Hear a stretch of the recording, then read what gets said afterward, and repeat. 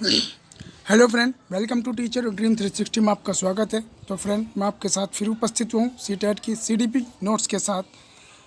PYQ important question previous year 2019, 20 and 22, 23 के questions. तो friend, अगर हमारे चैनल पर नए हैं तो आप बेल आइकन को प्रेस करें और चैनल को सब्सक्राइब करें और वीडियो को लाइक करें। चलते हैं अपने क्वेश्चन की तरह। किंडरगार्टन विधि प्रतिपादन किसने किया? कुक ने किया, फ्रोबेल ने किया, मॉन्टेसरी ने किया, डाल्टन ने किया।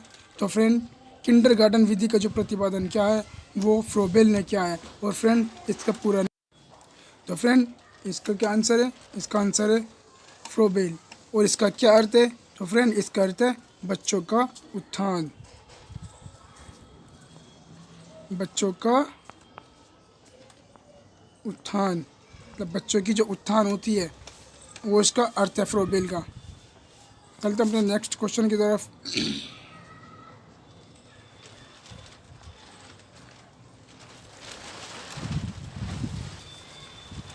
संकलनात्मक परामर्श के जन्मदाता हैं विलियमसन, थॉर्न, रोजर्स या इनमें से कोई नहीं। तो फ्रेंड, संकलनात्मक परामर्श का जो जन्मदाता है वो थॉर्न साहब है। और इसका पूरा नाम फ्रेंड, इनका पूरा नाम FC थॉर्न है। क्या नाम है इनका पूरा? FC thorn. इन्होंने संकलनात्मक परामर्श का जन्म किया है। और मेरे फ्रेंड, परामर्शदाता ना तो अधिक सक्रिय होता है और ना ही अधिक निष्क्रिय होता है। फ्रेंड, परामर्शदाता क्या होता है? ना तो अधिक सक्रिय होता है और ना अधिक निष्क्रिय होता है। चलते हैं नेक्स्ट क्वेश्चन की तरफ।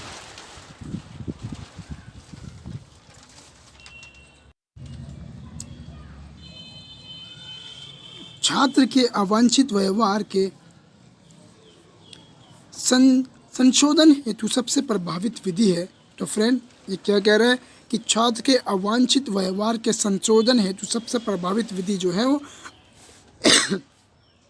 उसे माता पिता को सूचित करना, छात्र को दंडित करना, उसे नज़रअंदाज करना या अवांछित व्यवहार के कारणों का पता लगाना तथा उपचारों का सुझाव देना हो। तो इसका जो सबसे उचित आंसर है ऑप्शन नंबर डी, अवांछित व्यवहार के कारणों का पता लगाना तथा उपचारों का सुझाव देना। ताकि छात्र के अवांछित व्यवहार के संशोधन हेतु सबसे प्रभावी विधि अवांछित व्यवहार के कारणों का पता लगाना तथा उपचारों का सुझाव देना है। Option number D. चलते नेक्स्ट क्वेश्चन की तरफ। फ्रेंड, डिसलेक्सिया संबंधी है लेखन संबंधी समस्या से, पढ़ने संबंधी समस्या से, गणितीय कौशल संबंधी समस्या से या वाक क्षमता संबंधी विकार से। तो फ्रेंड, डिसलेक्सिया जो होता है वो पढ़ने संबंधी समस्या से होता है। फ्रेंड, लेखन संबंधी डिसमाफिया होता है। क्या? डिसमाफिया। लेखन संबंधी समस्या होता है डिसमाफिया, पढ़ने संबंधी समस्या होता है डिसलेक्सिया, और गणित संबंधी कौशल होता है डिसकैलकुलेसिया। क्या? डिसकैलकुलेसिया।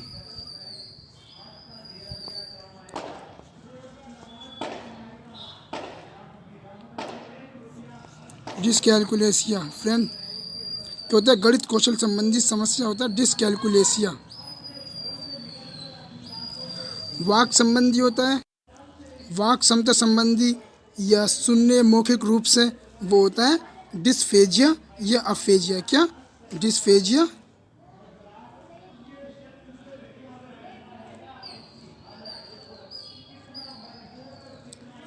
या अफेजिया। चलते हैं नेक्स्ट क्वेश्चन की तरफ।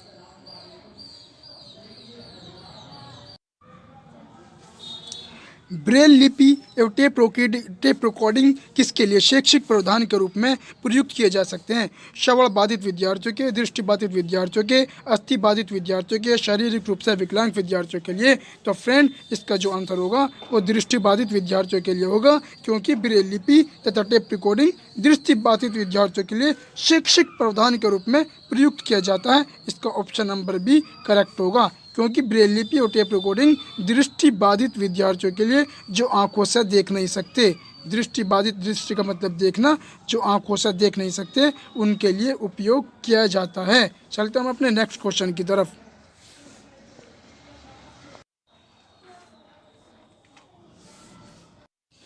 CWSN का अर्थ है विशिष्ट आवश्यकता वाले बच्चे। क्या है? विशिष्ट आवश्यकता वाले बच्चे, और इसको इंग्लिश में चिल्ड्रन स्पेशल नीड्स, अर्थात चिल्ड्रंस विद स्पेशल नीड क्या होते हैं? CWSN, इसका होता है children with special need. English में क्या होता है? Children with special need. CWSN का अर्थ है विशिष्ट आवश्यकता वाले बच्चे। Option number A is correct option. चलते हम अपने नेक्स्ट क्वेश्चन की तरफ। निम्न में से कौन सा परामर्श एक तत्व नहीं है? वृत्तिक वृद्धि, साक्षात्कार, विश्वास, संप्रेषण। तो परामर्श का एक तत्व नहीं है, कौन नहीं है फ्रेंड? वो वृत्तिक वृद्धि नहीं है। क्यों नहीं है मेरे फ्रेंड? परामर्श का एक तत्व साक्षात्कार, विश्वास, संप्रेषण है, किंतु इसमें वृत्तिक वृद्धि सम्मिलित नहीं होता है। Option number A is correct option. चलते हम अपने नेक्स्ट क्वेश्चन की तरफ।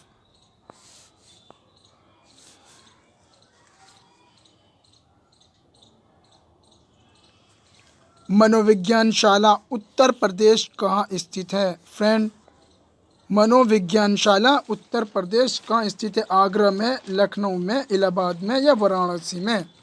तो फ्रेंड, मनोविज्ञान शाला इलाहाबाद, उत्तर प्रदेश के इलाहाबाद डिस्ट्रिक्ट में उपस्थित है। ये सन 1942 में इलाहाबाद में एक मनोवैज्ञानिक निर्देश ब्यूरो ने स्थापित किया था। ये कार्य आचार्य नरेंद्र देव की अध्यक्षता में किया गया। ये कार्य किसकी अध्यक्षता में किया गया? नरेंद्र देव की अध्यक्षता में किया गया। फ्रेंड, ये पूछ सकता है किसकी अध्यक्षता में किया गया? नरेंद्र देव। चलते हम अपने नेक्स्ट क्वेश्चन की तरफ।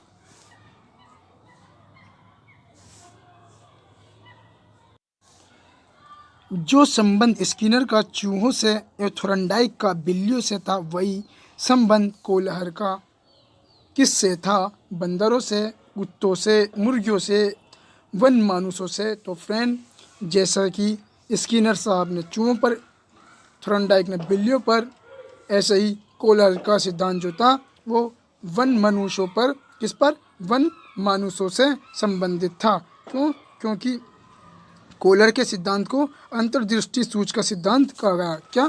कोहलर के सिद्धांत को अंतर्दृष्टि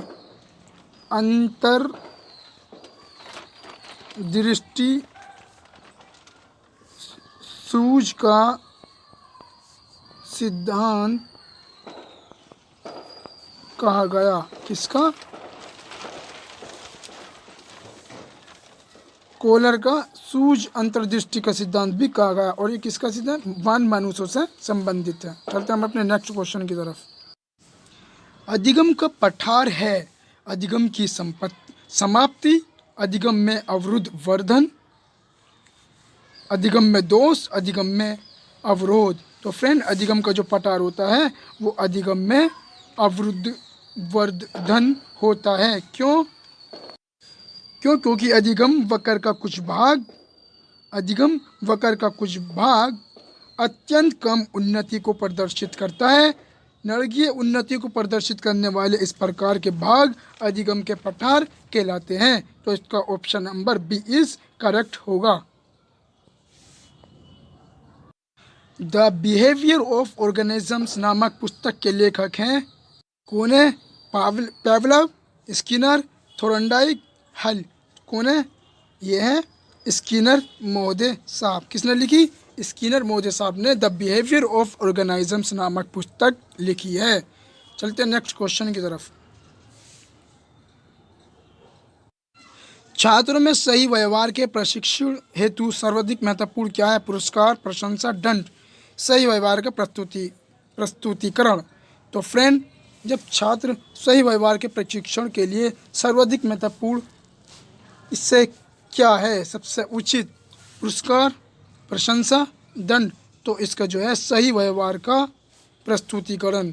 क्यों? क्योंकि छात्रों में सही व्यवहार के प्रशिक्षण के लिए सर्वाधिक महत्वपूर्ण कारक सही व्यवहार का प्रस्तुतिकरण है। इसलिए क्योंकि यदि शिक्षक द्वारा विद्यार्थी के समक्ष आदर्श व्यवहार प्रस्तुत किया जाता है तो बालक भी उचित व्यवहार प्रस्तुत करते हैं। इसलिए सही व्यवहार का प्रस्तुतिकरण जरूरी है। चलते हैं नेक्स्ट क्वेश्चन की तरफ।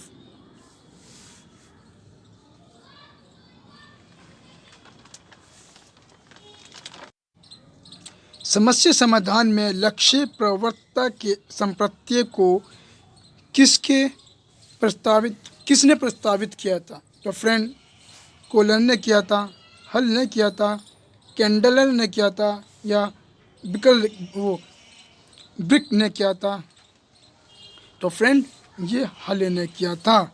समस्या समाधान में लक्ष्य प्रवृत्ता के संप्रत्यय को क्लार्क हॉल ने प्रस्तावित किया था। किससे? इसका क्या नाम है पूरा फ्रेंड? इसका है क्लार्क हल। इसका पूरा नाम है क्लार्क हल ने प्रस्तावित किया था। हल के सीखने की विधि को परिकल्पित निगमनात्मक विधि या तार्किक निगमनात्मक विधि कहा जाता है। कौन सी विधि? हल से संबंधित कौन सी विधि है? कौन सी विधि का इन्होंने परिकल्पनित किया है? वो है निगमनात्मक विधि। इसको तार्किक निगमनात्मक विधि भी कहा जाता है। किसी भी फॉर्म में फ्रेंड आ सकता है क्वेश्चन। मेरी बोलते हुए स्पीच को सुनिए, ध्यान से सुनिए, क्वेश्चन को ध्यान से देखिए, ध्यान से समझ कर पढ़िए, तो आपके CDP में 30 नंबर कोई नहीं रोक सकता।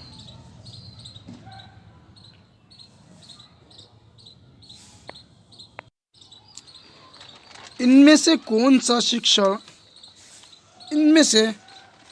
शिक्षण की विचारधारा से संबंधित नहीं है? D.W. Allen, Bush, David Hume, Aitchison. तो फ्रेंड, कौन है? David Hume. सूक्ष्म शिक्षण की विचारधारा से D.W. एलन, बुश तथा एचिसन संबंधित है, किंतु डेविड ह्यूम इससे संबंधित नहीं है। ये भी संबंधित है, ये भी संबंधित है, ये भी संबंधित है, कुल मिलाकर ये संबंधित नहीं है।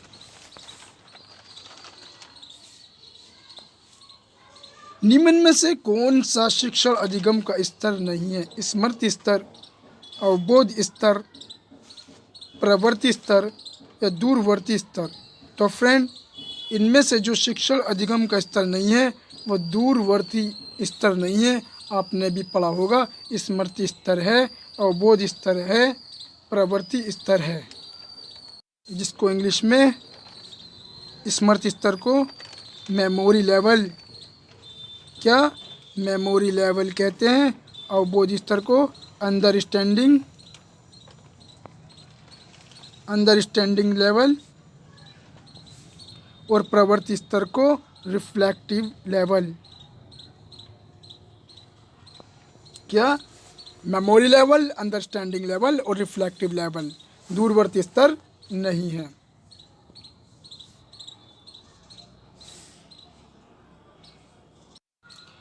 निम्न में से कौन सी कक्षा शिक्षण में जनतांत्रिक शिक्षण नीति नहीं है?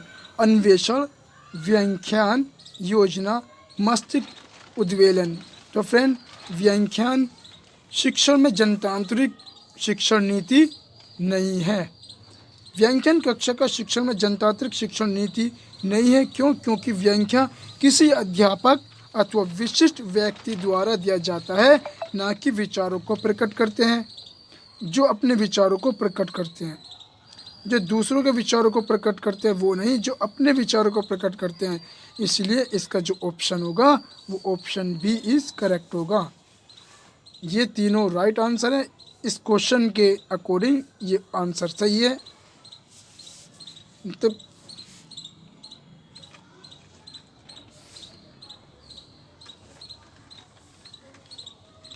निम्न में से कौन सी समावेशी शिक्षा एक विशेषता नहीं है? कौन सी नहीं है फ्रेंड? समावेशी शिक्षा एक सतत प्रक्रिया है। ये कोई उपार्जित अवस्था या उत्पादक नहीं है। ये केवल विशेष आवश्यकता वाले छात्रों के लिए सीखने में अभिवृद्धि करती है। ये दिव्यांग बालकों की देखभाल से उनकी शिक्षा और व्यक्तिगत विकास की ओर सेवा में बदलाव है। ये सभी विद्यार्थियों की क्षमताओं को अधिकतम स्तर तक बढ़ाना चाहती है। तो फ्रेंड, इसका जो राइट ऑप्शन है वो ये केवल विशेष आवश्यकता वाले बालकों को या विशेष आवश्यकता वाले छात्रों को सीखने में अभिवृद्धि करती है। ये इस क्वेश्चन का राइट ऑप्शन है।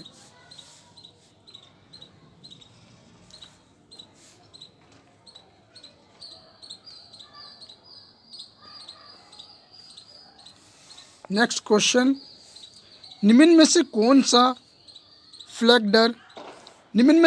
सा फ्लैगडर की अंतःक्रिया विश्लेषण प्रणाली से संबंधित नहीं है? शिक्षक कथन, छात्र कथन, अभिभावक कथन या मौन?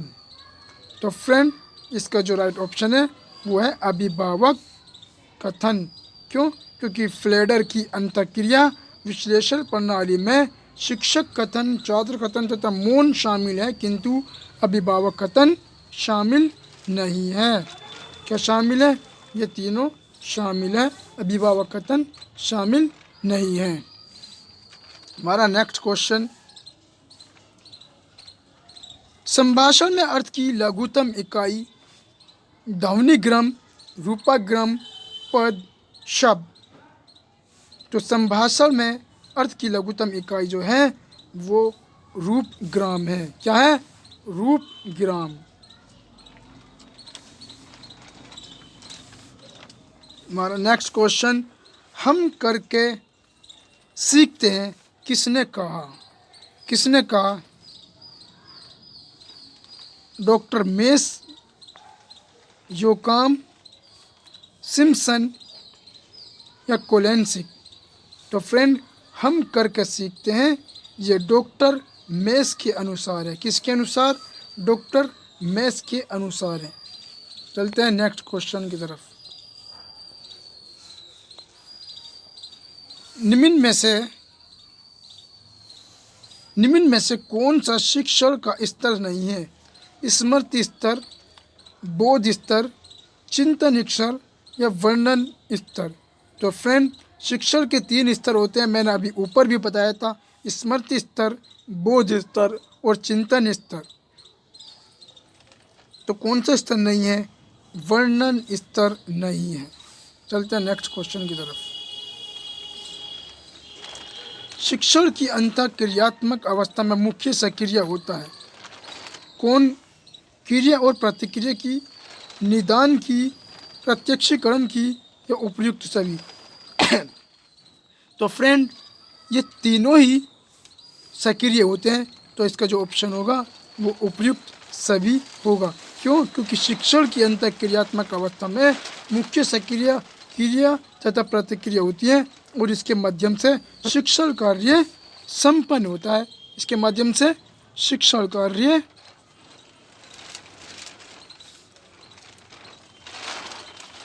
संपन्न होता है इन तीनों के माध्यम से। चलते हैं नेक्स्ट क्वेश्चन की तरफ।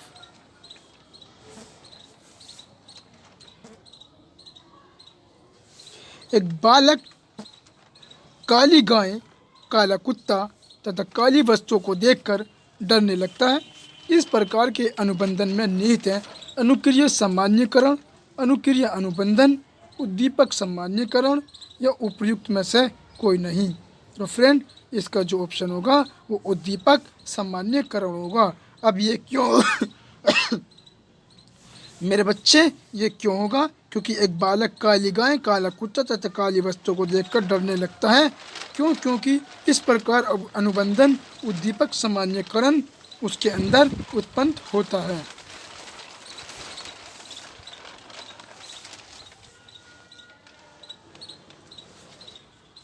शिक्षण विधि का चयन करते समय निम्न में से किसको ध्यान में रखने की आवश्यकता नहीं है? विद्यार्थियों का मानसिक स्तर, व्यक्तिगत भेद या अभिभावक की पृष्ठभूमि, विषय की विशिष्ट प्रकृति।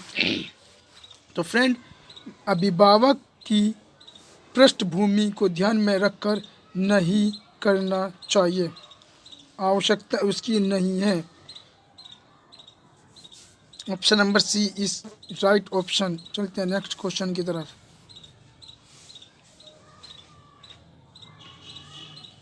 निम्न में से कौन सी बाल्यावस्था की एक विशेषता नहीं है? अभिवृद्धि में स्थिरता, ये बाल्यावस्था की एक विशेषता है? बिल्कुल है। सामूहिकता की प्रबलता, ये बाल्यावस्था की विशेषता है? बिल्कुल है। जिज्ञासा की कमी, ये बाल्यावस्था की विशेषता है? बिल्कुल भी नहीं है। तो यही हमारा राइट ऑप्शन हो जाएगा। और समूह एवं खेलों में सहभागिता, सहभाग लेना खेलों में, यस, बाल्यावस्था की एक विशेषता है। तो जो इसका राइट ऑप्शन है वो जिज्ञासा की कमी एक बाल्यावस्था की विशेषता नहीं है।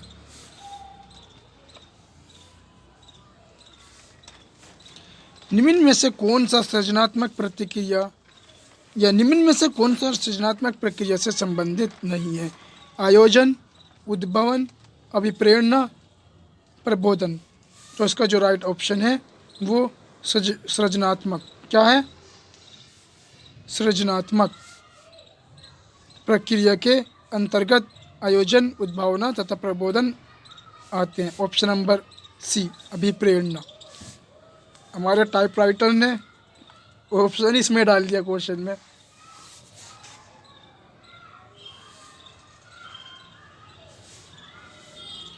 निम्न में से कौन सा बुद्धि और विकास का प्रथम चरण है?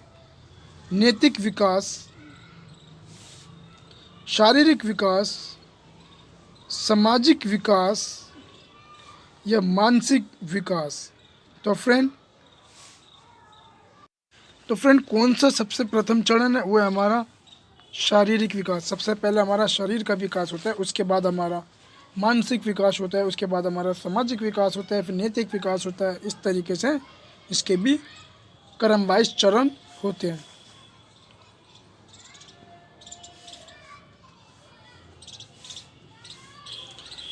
सीखना एक तरह का व्यवहार संशोधन है, बचाव है, विस्तार है, ये प्रसार है। तो फ्रेंड, सीखना जो एक तरह का हमारा व्यवहार क्या है, वो है संशोधन है। क्या है? संशोधन। क्यों? क्योंकि सीखना गिलफोर्ड के अनुसार व्यवहार के कारण व्यवहार में आया। क्या? सीखना जो है व्यवहार के कारण व्यवहार में आया है। और किसने कहा है ये गिलफोर्ड ने कहा है। किसने कहा है?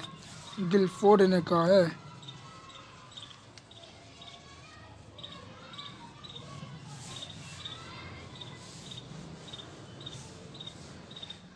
स्किनर बॉक्स का प्रयोग किया जाता है। किसका? स्किनर बॉक्स का प्रयोग किया जाता है चालाक अधिगम के लिए, शाब्दिक अधिगम के लिए, प्रसूत अनुबंधन के लिए, आकस्मिक अधिगम के लिए। तो फ्रेंड, ये प्रसूत अनुबंधन के लिए किया जाता है। स्किनर बॉक्स का प्रयोग प्रसूत अनुबंधन के लिए किया जाता है। इसका राइट ऑप्शन सी होगा। हमारा नेक्स्ट क्वेश्चन और इस क्लास का लास्ट क्वेश्चन। तो फ्रेंड, अगर हमारे चैनल पर आप नए हैं तो चैनल को सब्सक्राइब करना। ईमानदारी के साथ अगर आपको एग्ज़ाम क्रैक करना है तो हमारे चैनल को ईमानदारी के साथ सब्सक्राइब करना है और लाइक करना है और बेल आइकन को प्रेस करना है। तो चलिए हमारा नेक्स्ट क्वेश्चन है बुद्धि मापन। बुद्धि मापन की भाटिया बैटरी प्रशिक्षण में है 4 उप प्रशिक्षण या 5 उप प्रशिक्षण या 8 उप प्रशिक्षण या 7 उप प्रशिक्षण, कौन सा है? 5 उप प्रशिक्षण। भाटिया बैटरी प्रशिक्षण में 5 उप प्रशिक्षण हैं। कितने? 5 उप प्रशिक्षण होते हैं। और वो कौन कौन से होते हैं?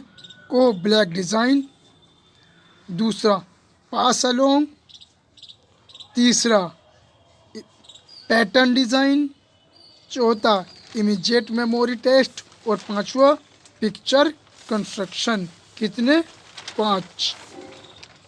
आज की क्लास यहीं ख़त्म होती है। आपका बहुत बहुत धन्यवाद हमारी वीडियो देखने के लिए।